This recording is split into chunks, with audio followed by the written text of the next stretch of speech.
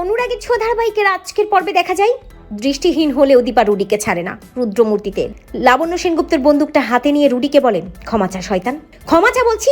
কিন্তু রুডি ভয় পায় না। রুডি ভাবতে থাকে, এই কানা মহিলাটি আমার ক্ষতি করবে কি করে, ওনাকে আবার বন্দুক চালাবে, ও দেখবে কি করে যে আমি কোথায় আছি, ও বুঝবে কি করে, ও আমার কিচ্ছু করতে পারবে না।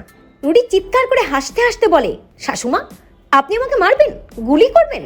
আপনি ভুলে যাচ্ছেন আপনি অন্ধ, আপনি চোখে দেখতে পারেন না, আপনি আমার কিচ্ছু করতে পারবেন না। আচ্ছা ঠিক আছে, বলুন তো এখন আমি কোথায়? আচ্ছা এবার বলুন আমি কোথায় দাঁড়িয়ে আছি।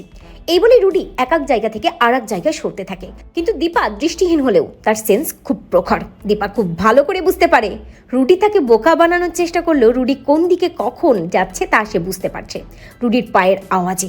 রুডি দীপাকে বলে, ভেবেছিলাম আপনার ওই মেয়ে রূপা, ওর সামনেই আপনাকে মারবো, কিন্তু এখন মনে হচ্ছে বিষয়টা এরকম না, অন্যরকম করি, বরং আপনার সামনেই আপনার মেয়েকে মারবো।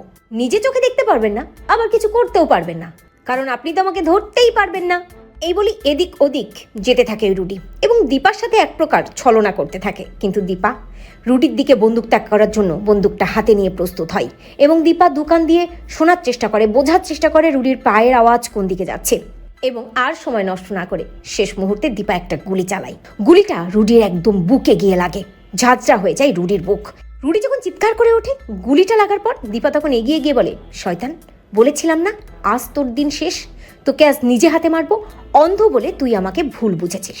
আমি অন্ধ হলেও আমি একজন মা, আর তুই সেটা ভুলে গিয়েছিলিস। একজন মা অন্ধ হলেও তার সন্তানকে বাঁচাতে পারে, তবে একটা গুলি নয়, তোকে আমি আরো অনেকগুলো গুলি করব, যাতে তোর অস্তিত্ব এখানেই শেষ হয়। এই বলি দীপা আরো অজস্র গুলি করে ওই রুডির বুকে। রুডি একদম শেষ হয়ে যায়। তো বন্ধুরা তোমরা এটাই চাও তো যে এভাবেই যেন রুডিকে শেষ করেই ছাড়ে দীপা? কমেন্ট করে জানাতে ভুলো না।